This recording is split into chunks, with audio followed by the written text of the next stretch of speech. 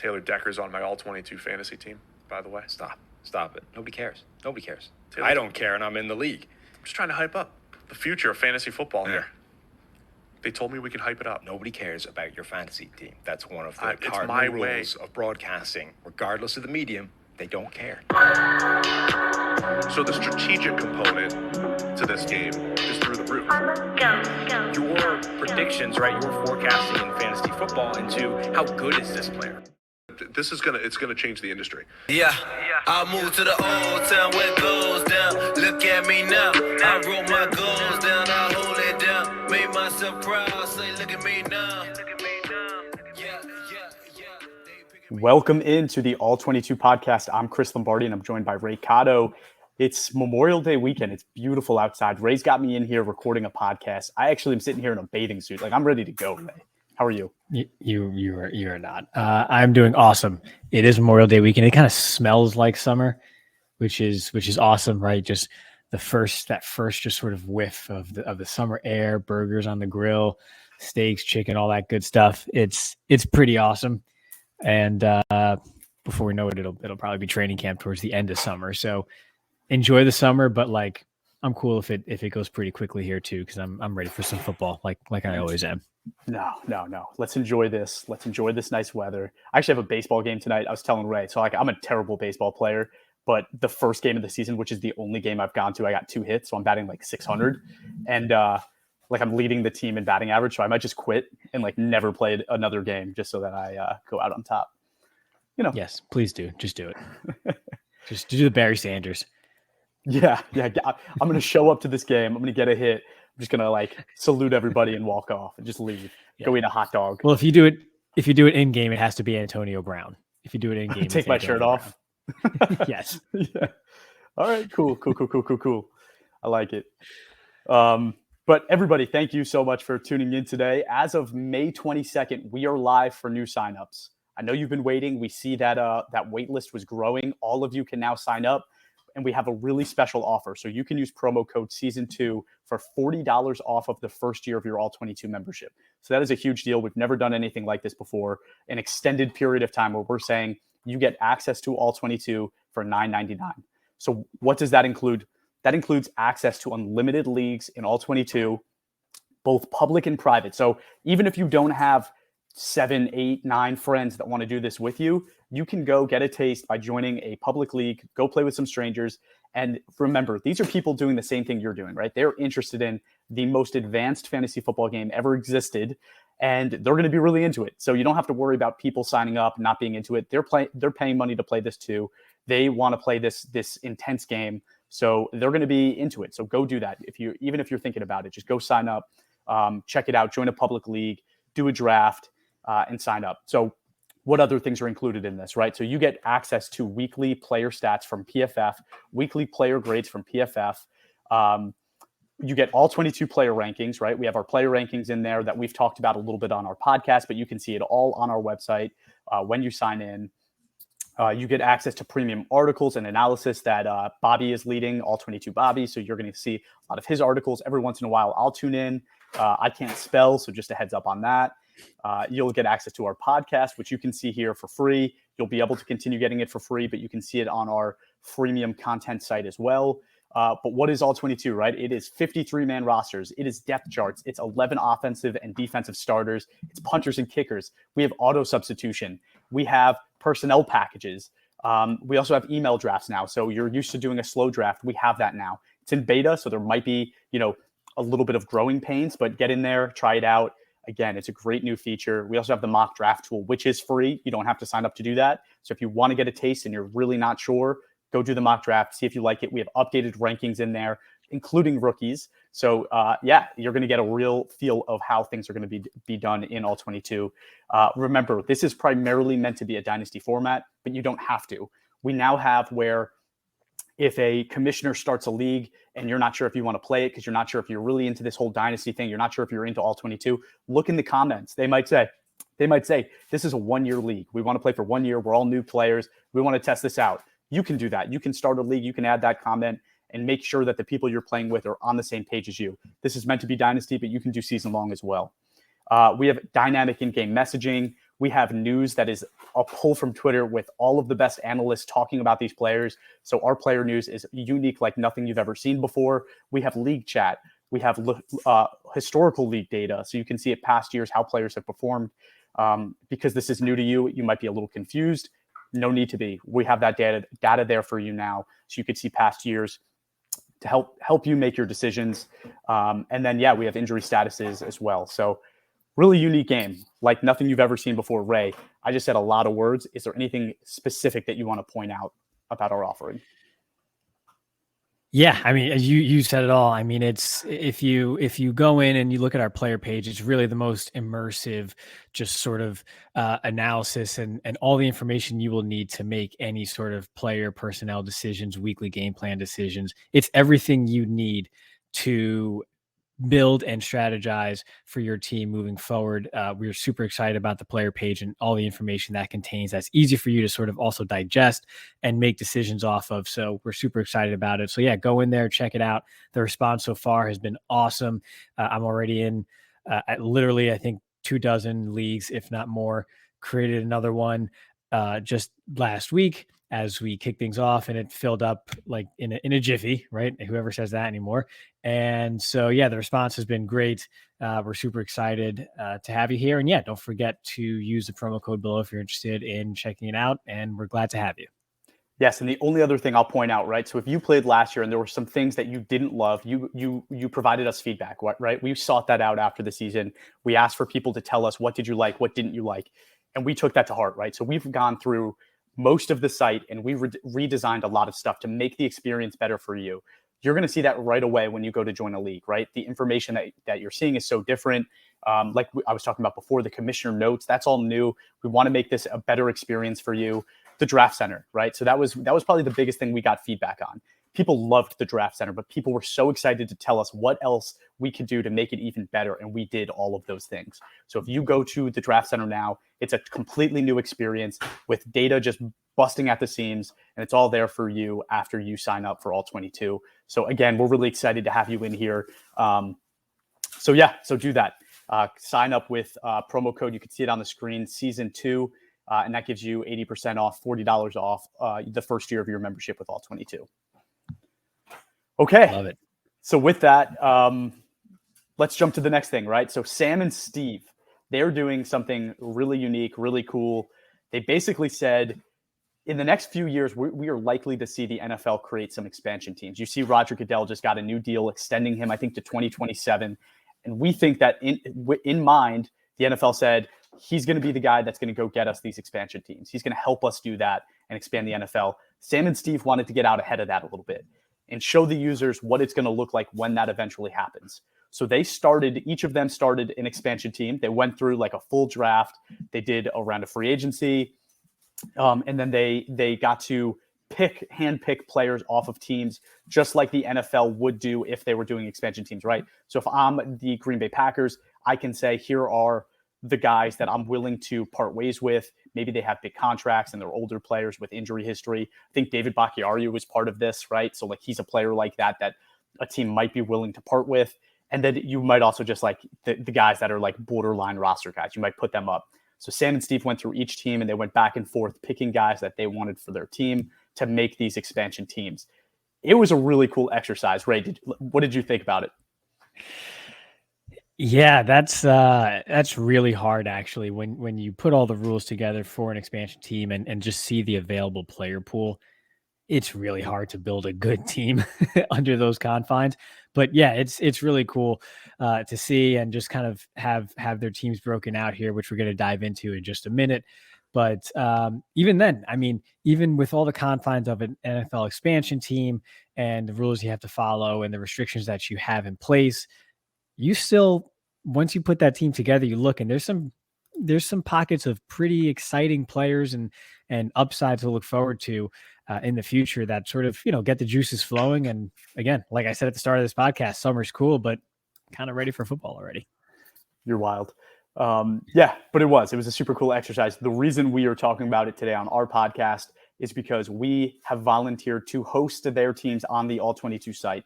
So we are going to follow along their teams, taking them through. Sam and Steve are going to sign on to our platform. They're going to manage the teams. They're going to go in week to week. They're going to set a lineup so that we know who they're starting, and then we're going to let it grade out, right? So in all 22, you put together a 22-man starting lineup plus punter and kicker. We're going to see how these two teams perform against each other over the course of the year.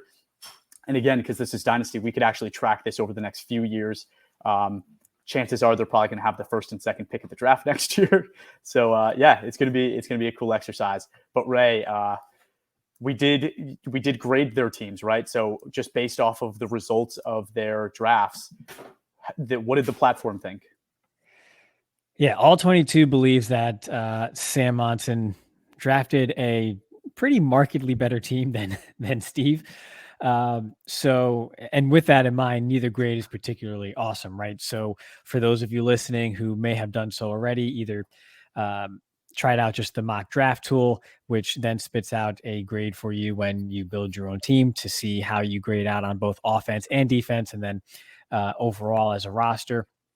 So normally you'll get a grade in the mid 70s or so, give or take, right? And so again, with the restrictions of an expansion team, these grades are probably going to be more in the 50s or 60s, right? So for on the offensive side of the ball, the London Monarchs, which is Sam Monson's team, graded at a 61.4, using a 2 tight end sort of base formation there, with the cheat code Taysom Hill and Albert O on either side at tight end.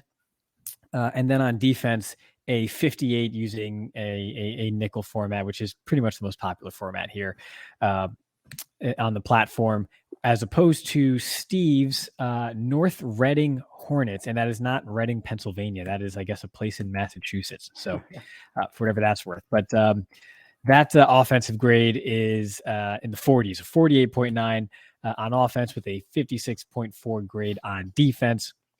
So the platform pretty decidedly likes Sam's team overall, but I do think they might be underselling Steve's team just quite a bit here, right? I think if you listen to their podcast, the PFF NFL pod, when they were putting this exercise together, Steve's kind of going for the upside of the failed projects, if you will, right? So you look at his defense, a lot of former first-round picks that may not have panned out or played as well as you would have liked, right? You have Darnell Savage, you have Isaiah Simmons, guys like that with some upside, and then Javon Kinlaw is another.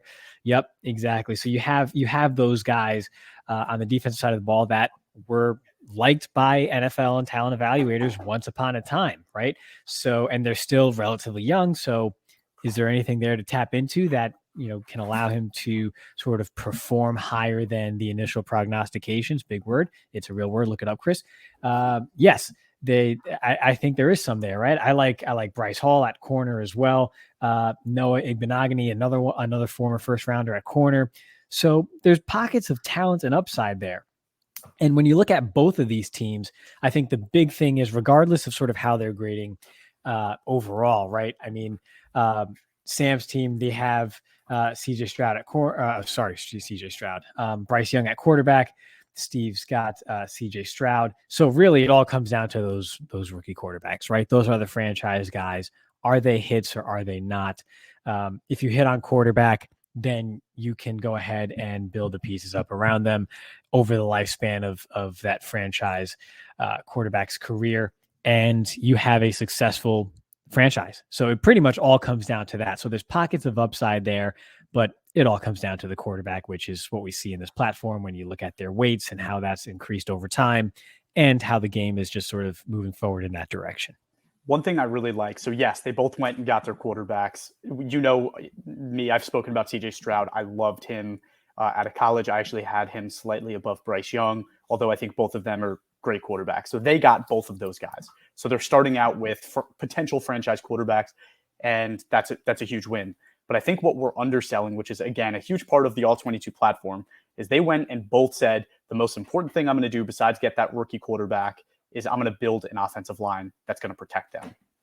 You look at Sam's offensive line with Bakhtiari, who, when healthy, is a top 5 tackle. He's the left tackle that Bryce Young's going to play behind. They went and got my boy, Steve Avila, which, again, great, love that. They also has Bradley Bozeman, Isaac Sumalo, and Mekhi Becton. So he has left to right, he has a strong offensive line. There's not a weakness there.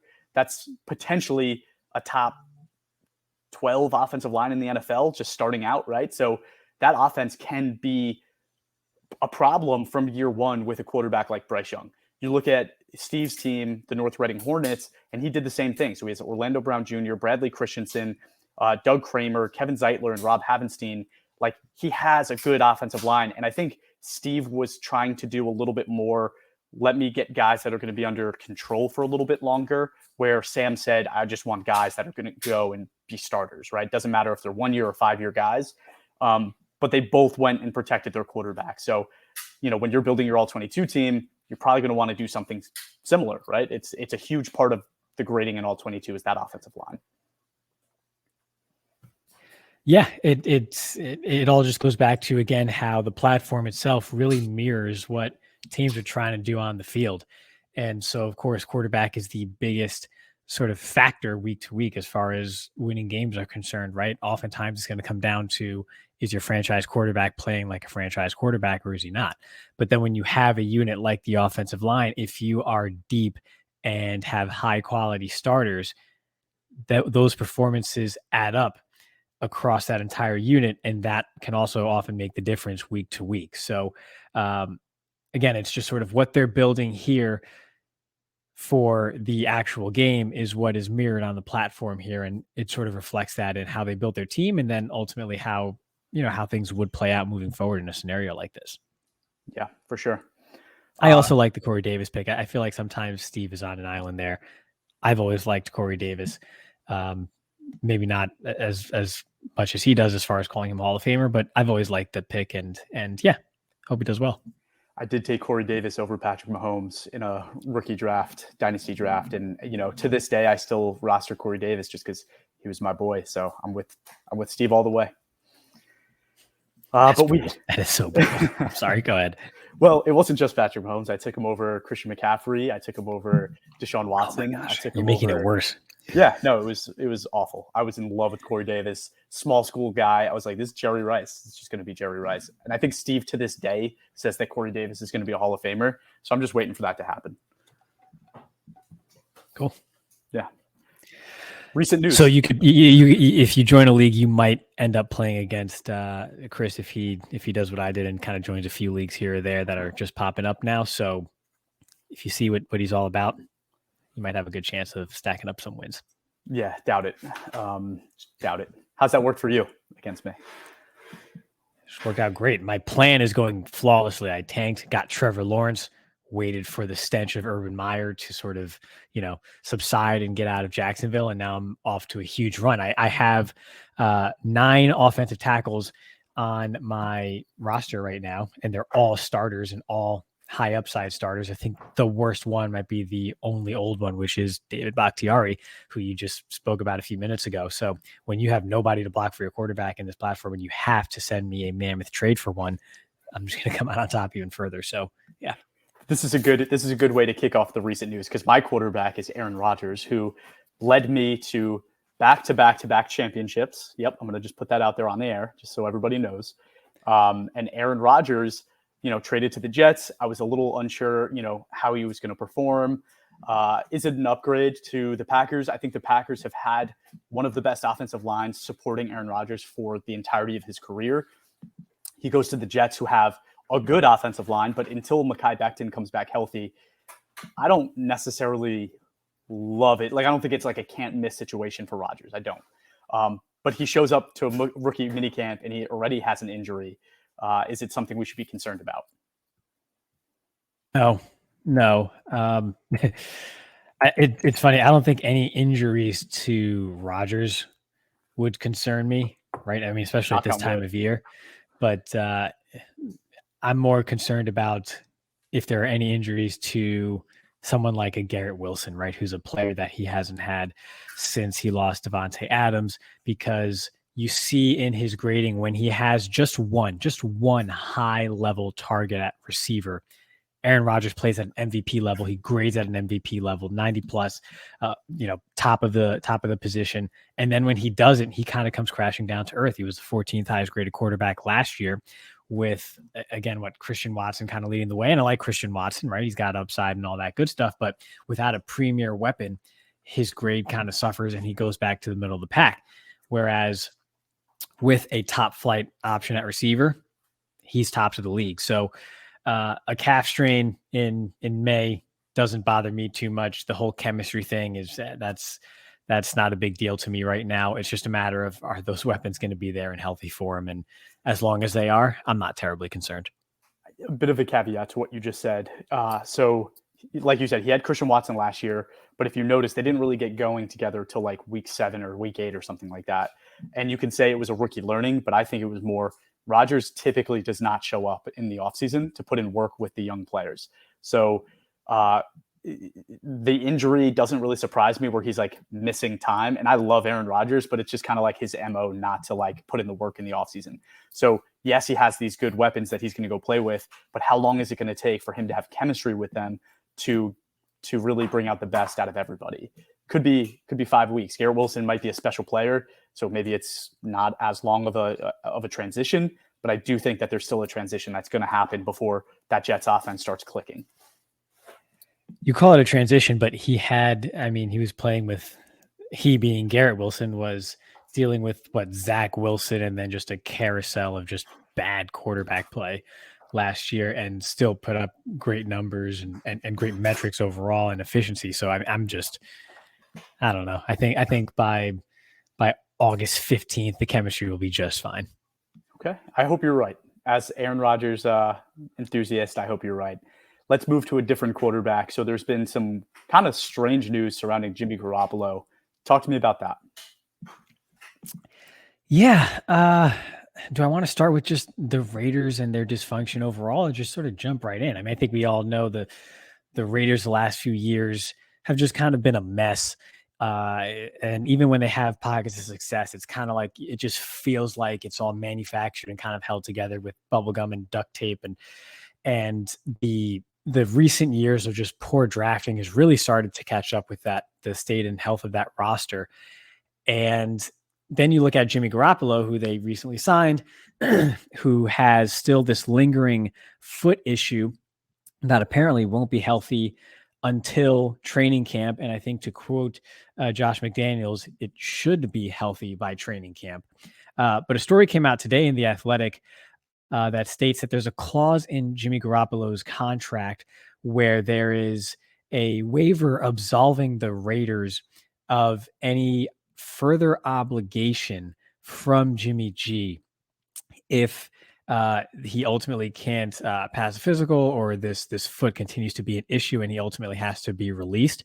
I'm not the legalese guy or super contract expert here, but to have a clause in the contract specifically regarding this injury and then to have it still be an issue just doesn't give good vibes and bode well overall for the future of Jimmy G and this franchise. And we're not even in June yet. Right. So it was always kind of a not a weird signing, but not something that excited Raiders fans overall or something that really moved the needle for that team. It was always seen as sort of a bridge until they can draft a franchise guy in the next, year or two. And perhaps this accelerates that process even further. It just clouds some doubt as to whether or not Jimmy G is going to be the starter week 1 or even on the roster. This clause wasn't put in there by accident, and we're seeing it's still an issue. So how it plays out, we can't accurately predict or 100% say with certainty how it will end up, but it's not a good start. Is it just accelerating the tank for someone like Caleb Williams? Are we going to see someone like who's the backup, Chris? You were just talking him up as if he was like some big deal or something that I should pay attention to before we started recording. But Aiden O'Connell?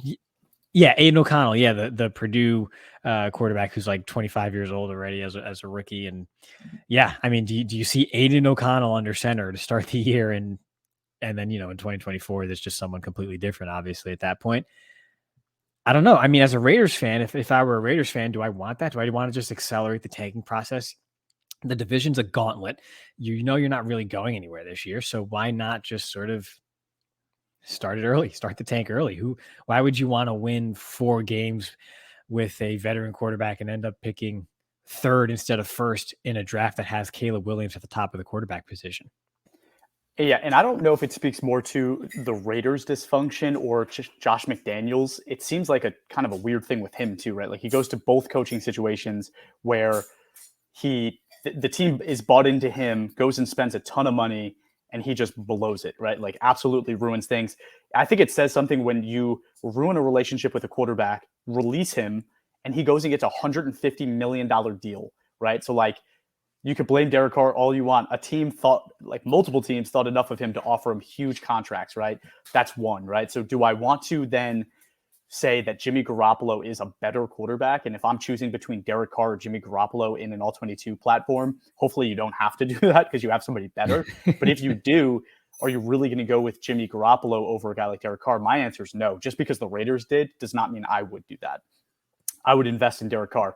But you have to think about Devontae Adams, right? Like he is frustrated. He has talked about this publicly. Like he's frustrated in the organization, what they're doing. He was a huge fan of Derek Carr's, right? They went to college together. They're buddies and they just dumped him. That's the only reason he went to the Raiders was to play with Derek Carr, and they dump him and he's super unhappy. So, what does that mean for Devontae Adams? Is he going to play? Is he going to show up? Is he going to play? Is he going to play hard? Does he want out of there? Like what happens with him? There's already rumors flying around that they're going to trade Hunter Renfrow. It's just a weird situation, right? Like guys that should be doing well for them, should have been just like locks for that franchise as leaders, just unhappy and getting out of town. So in all 22, I'm probably just avoiding the Raiders altogether. Like unless, again, you want to just roster Aiden O'Connell as like your 5th quarterback or 4th quarterback because you're taking a chance. Great. I think otherwise, just leave the Raiders offense alone. Obviously defense, Max Crosby's the man, so don't ignore him. But just about everything else, I'd probably just walk away. Yeah, exactly. If you're taking anyone from that franchise, it's got to be someone that is not situation dependent. And like a running back is, for example, like a Josh Jacobs that is dependent on the offensive line performance and sort of the offense as a whole. So yeah, I guess it would just be Max Crosby. Maybe if you're a believer in Trayvon Moehrig and think that, his down year last year was, I don't know, second year blues, and he's going to, a sophomore slump, and he's going to go back to sort of his rookie form where he was a top 25 safety overall in the league, then maybe Trayvon Moehrig as well. But outside of that, I'm pretty much avoiding the Raiders in totality. And I think you touched on it too. I didn't mention it, but yeah, I don't think McDaniels is long for that franchise anyway. I think 12 months from now, they have a new coach with a new quarterback, and yeah, they're going in a whole new direction and are, starting a multi-year rebuild. Right. So let's move on to another disgruntled employee that recently got dropped from his team, and that's DeAndre Hopkins. So Hopkins, there was a lot of rumors that he wanted to be traded to a team that was on a winning trajectory with a stud quarterback, and it didn't happen. You look at his age, you look at his injury history, you look at that contract, and it makes sense that no team wanted to spend a draft pick to go get a guy and take on that kind of commitment. Instead, the Cardinals decided to eat $22.5 million all in year one. So there'll be no dead money in year 2. They take on that huge risk in year 1 because they're essentially saying we're tanking, right? I think that's what we're getting from the Cardinals. So it's likely that whoever has pick 1-1 next year is not getting the Raiders quarterback. They're probably getting the Cardinals quarterback, which will be really interesting and will stir the pot with what's going to happen with Kyler Murray. Is he going to be playing baseball? Who knows really with that guy? But what does it mean for DeAndre Hopkins now? I guess he gets a fresh start. He's been sort of, marred by injuries the last couple of years. Now he gets to pick where he wants to go, what situation fits him best, and see if it's, sort of a revival of his career. He's going to be 31 years old this year. I'm always dubious about that because I think the cliff comes quick. And is someone going to be stuck holding a late stage Julio Jones if they sign Hopkins to a deal this offseason? I don't think I don't think quite that bad, but there is some risk there or concern, if you will, just because over the last 2 years, he's had a hamstring strain, an MCL tear, and then in 2022, another hamstring strain, and then another knee sprain. So 2 years in a row of hamstring and knee injuries. As he gets older, it almost seems to follow the path of that Julio Jones type trajectory, where as he gets older, the just sort of the aches and pains and the injuries in the lower body just start adding up. And then when you finally get him sort of beyond those injuries, you have just an old player who just doesn't have the juice anymore. I don't think we're there yet with DeAndre Hopkins. And I think getting to pick his situation here is helpful for his 2023 prospects, but it's certainly not a long-term investment for, at least in my opinion, for an NFL team or an all-22 team if you're looking to pick him up based on, some sort of bump on his new situation wherever he ends up signing. Yeah, there's a bit of risk, right? Because it was only a year ago that he was grading close to an 80. A year before that, high 80s, right? And that's the dip we've seen. But is it due to injury, right? Because he really only has 1 year of poor grading, and that's last year. Like the last 3 weeks were all like 60 and 50s. Like that's not what you want. But is it due to injury? Was he coming back trying to make a run with Kyler, trying to do something there? I don't know. I think he might have tried to come back a little too soon. But what is he after that, right? What is he going forward? Does it depend? Will he get some new juice when he's catching passes from Josh Allen, if that's where he ends up going, or Dak? Like maybe, right? So like I'm about buying him as a 1 year gamble. If you have him, like, and you're rostering him, you definitely keep him. You definitely keep him on your depth chart. He can be your fourth guy just sitting there. And then whenever he's healthy, you're going to start him. You're always going to start him. But I think if you're looking to trade for a guy like that, sorry, I have a screaming beagle. That's where I think it gets a little interesting. Do I think he's worth a top 3 round pick? I don't think so. I probably wouldn't unless you are clearly the winning team of the league, right? Like you are sure that you're going to be the league winner, or you're going to come in like second place, right? Like you're that good, which means you're going to have pick 11 or 12, and that third round pick is pick 36. Maybe in that situation, you say, okay, this is my missing piece. I need to go get it and secure it so that I could win this championship. Maybe that's what you do. I think otherwise you're looking at a 5th, 6th round investment. If he's taking you where you think you're a middle of the pack team and you're trying to get above, maybe it's a 5th or 6th round pick. Yeah, I think the best strategy for that is I would try to get him in a deal. If I don't have him on my roster already and I'm making some trades, I would try to get him in a deal where he is not the centerpiece, not necessarily just a throw-in, but the focal point of the trade is elsewhere, right? A different position entirely. And you're a contender and you want to take a shot for a year with DeAndre Hopkins.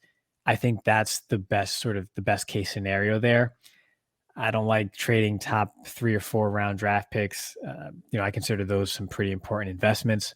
So that would be the play that I would go for, because the one thing that's sort of a saving grace, if you will, is that receiver is a deep position in the NFL and in this platform, right? There's lots of good ones. We talked a couple episodes ago about how positions like guard, that's not the case. If you have a good one, hold on to it, because you cannot easily replace a player like that.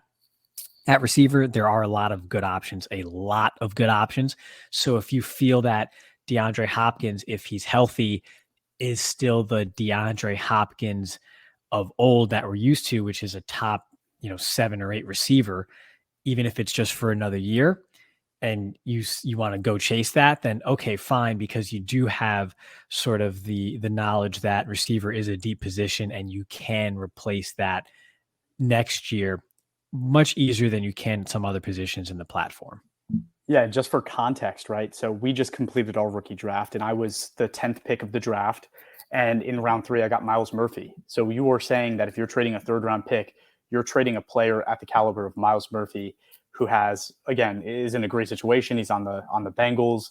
He's at an important position at edge rusher. He was a 1st round pick, and you're trading that away for what probably is 1 or 2 startable years with probably a lot of games missed.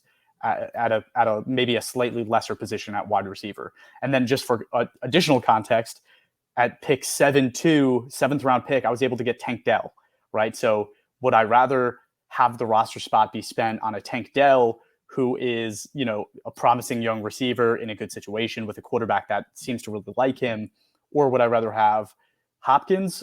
And again, I'm a competitive team. I came in, I won the league. I still think I'd probably rather have the 7th round pick and Tank Dell as my roster spot than DeAndre Hopkins. You might disagree. You might take a different approach, but I think it also depends on what your strengths and weaknesses are. If you have a gaping hole at receiver, gaping hole, I would maybe then go and make that trade for Hopkins. But if you feel like you have some depth there, go get Tank Dell in the 7th round. There will be a Tank Dell next year in next year's draft class too. Just saying. Exactly. So with that, let's talk about some rookies. So I've been following the Legit Football kind of emails that we get every day. They're awesome. So if you haven't yet, go sign up to Legit Football. They're completely free. It's a daily news article you get in the morning. And again, it's awesome. I read it every single day. You got your morning bathroom time, pull up the Legit Football article, scroll through it. It's a great read. So every day they've been talking about some of the rookies, and it's pretty fun, right? So you're hearing these rumors, and I'll start off with Bryce Young. Basically, everything I've seen about Bryce Young is he's a genius. Too early to buy in, Ray, or are you starting to think, man, Bryce Young's going to be a good player in the league? No, I've been saying that forever. You're the one who's like, I like CJ Stroud more. No, I've been on Bryce Young the whole way. He's, like I said, 3 inches taller, which is like, okay, that's kind of a big deal. But if he was 3 inches taller, he would be a unicorn quarterback prospect. So yeah, I'm all in. I'm not surprised by it. Again, it's just how much will the situation around him sort of drag things down and sort of slow down his progress, because outside of that, I think he's got everything it takes to be wildly successful in this league. Yeah, and I like CJ Stroud and I like Bryce Young. I like CJ Stroud maybe a little more, but that's saying that I think both of them are like high level starting quarterbacks in the NFL. So just you should a little run for office. Yeah, you should run for office. Yeah. All right. Bryce Young, genius. I guess he's doing really well. You got to like that coaching staff too, right? Like this is a coaching staff with a ton of experience, knows what it's doing. Frank Reich, when he was in Indy, since Andrew Luck was there, like he hasn't had anybody like Bryce Young in the building. So really excited to see what he does with that guy. The next thing, Anthony Richardson. So the Colts are already saying that they plan on starting him to start the season, and that he is much further along than people were talking about during the process. Even myself, right? Like I saw a lot of his college tape, and a lot of it was rough. Like I'll be the first to say it. Do we think that he's going to be all right? Is he going to be able to step in, start, and be a decent quarterback, or are we thinking he's going to go in there and it's going to be pretty rough? So I like that the Colts are not doing the nonsensical song and dance of saying, oh no, we plan on starting, insert 34-year-old bridge quarterback that nobody thinks is actually good as our starter week 1 instead of the rookie. They're just sort of bypassing that whole nonsensical thing here and saying we believe in Anthony Richardson and he's going to be our guy. So I like that. I am still a little cautious about these reports because you can be great on the whiteboard and sort of in the walkthroughs and how things look, again, when it's scripted and in that practice sort of environment. But when the bullets are flying in game, are those snap decisions being made properly, correctly, consistently as they should?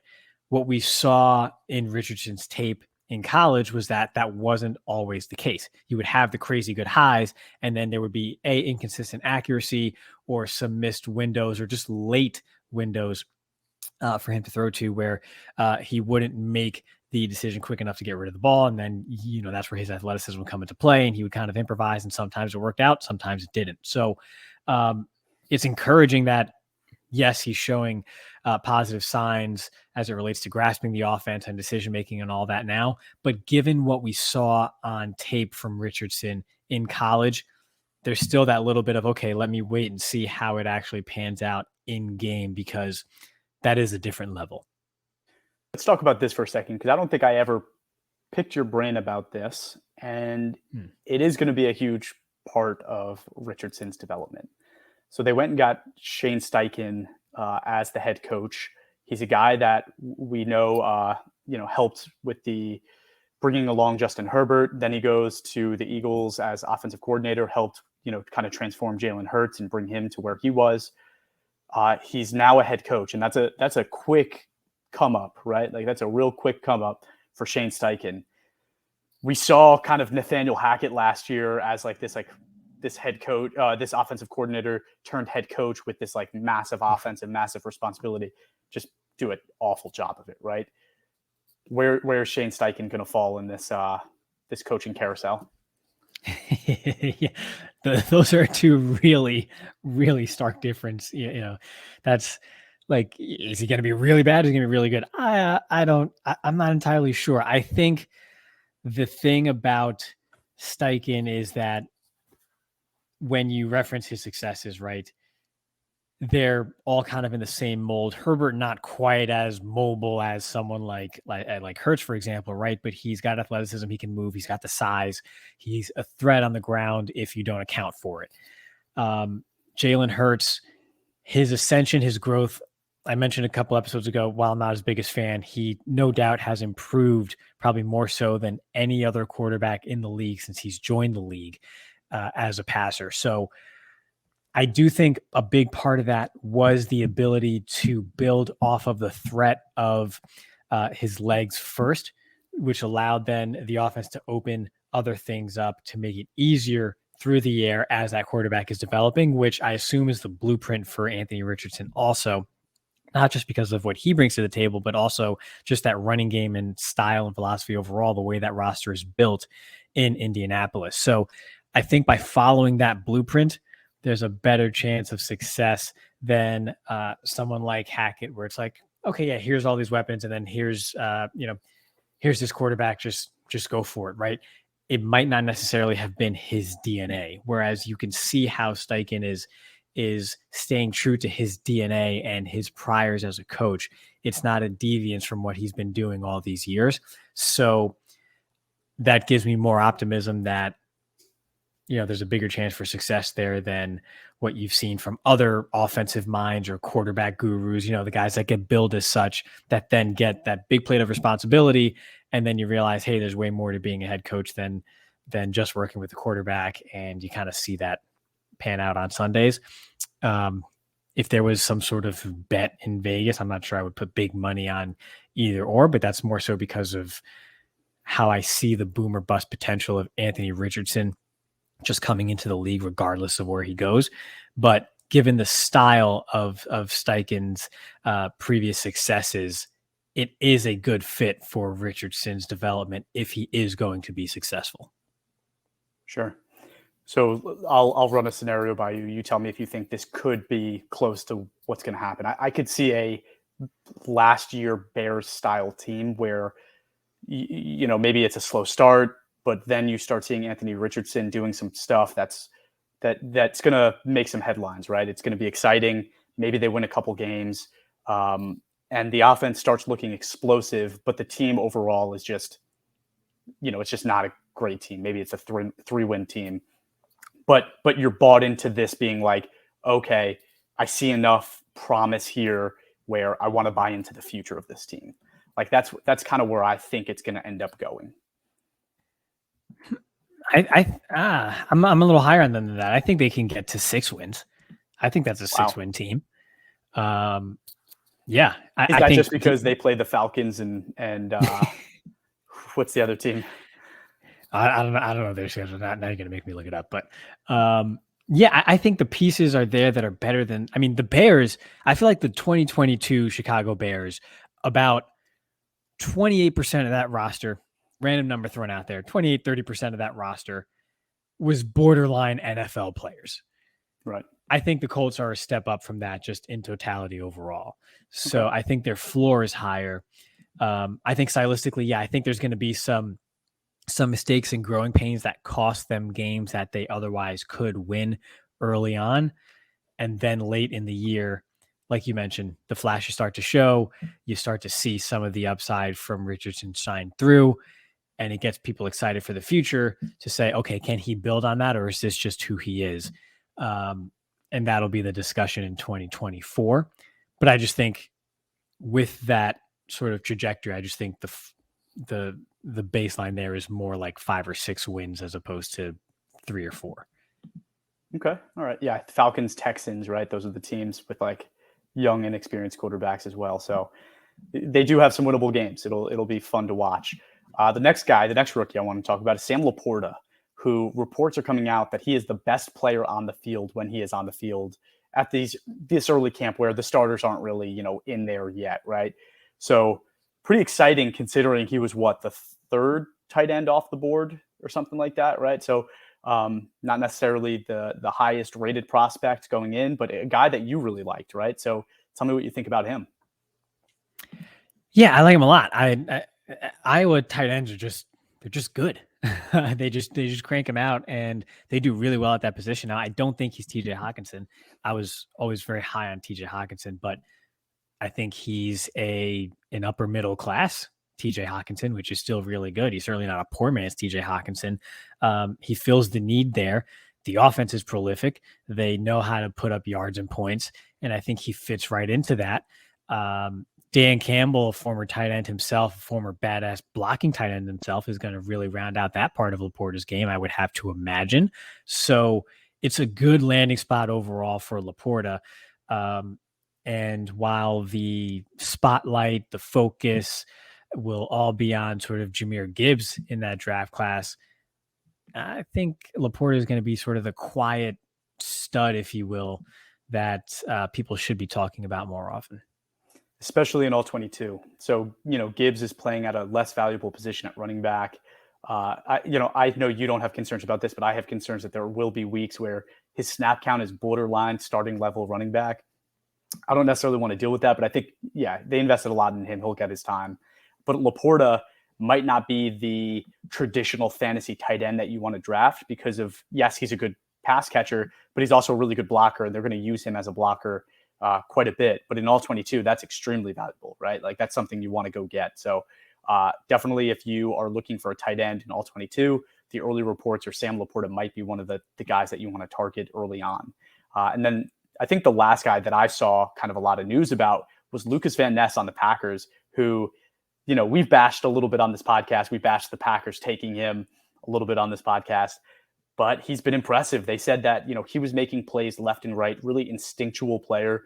The Packers don't have their starting offensive line out there yet, so the guys he's going against are definitely not top of the class offensive linemen. But they said what was really standing out is just the instinctualness of his play, not falling for bootlegs, right? Just putting himself in position to make plays left and right. So I'm excited about that. But what do you think? Is there a little bit of promise here on a guy like Lucas Van Ness at a very valuable position of edge, or if he transitions to defensive interior? I think if he's looking good in the rookie mini camps or OTAs, maybe it's just Sean Clifford being on the other side of the ball. That just makes all the defenders look really good. It could be that. No, I mean, it could be. I could end up being wrong about Lucas Van Ness. I think what's interesting about that is I never would have pegged him as the type of player to shine in an off-season type of setting like this, because it's not necessarily the athletic twitched up type that really sort of shines before the pads come on. So if he does look good in a setting like this, it's encouraging, but it's still early. Yeah. And I think the other thing that was the reason I was kind of surprised is Packers players typically take a little bit of time to really kind of fit the shoes of their draft position. You've got like Kenny Clark, like Rashawn Gary. It takes a couple of years before those guys make an impact. So a little bit surprising on my end to see Lucas Van Ness already, looking like a starter. Is there anybody else that you wanted to mention? I don't know if you saw anything that I didn't. Those were the big ones actually that really stood out. Especially in particular, I did see the Laporta news and was like, oh, okay, that's a really good fit there. I plug my guy Mozzie Smith and say he's, looking really good and in shape and carries his weight really well. Yeah, great.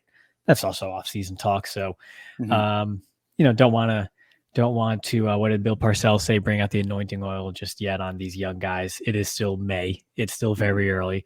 But again, it's still football in May, right? There's a ball on the field and they're running through drills and one-on-ones and reps and things like that. So it's, we're going to talk about it and analyze every single aspect of it and overanalyze every single aspect of it. But if you have encouraging news that comes out about certain rookies that you were high on in the draft, or maybe that your favorite team drafted, or that you're looking at for your all-22 team because you have a need at a certain position, and based on your draft selection, they might be sort of on your radar and in play for you to pick. Take it for what it is. And just don't, I guess what I'll say is don't throw away everything you thought about a player just because of a few reports that come out in May. Sure. But, good or bad. But again, you asked for a present for Christmas. You waited all these months for Christmas morning. You unwrapped the gift and it's exactly what you wanted, right? Have some time to enjoy the toy, right? Read the articles, enjoy it, get excited, allow yourself to get excited, because that's what we've been waiting for, is to see these guys start to do the stuff that they're starting to do. So it's awesome. Love seeing it.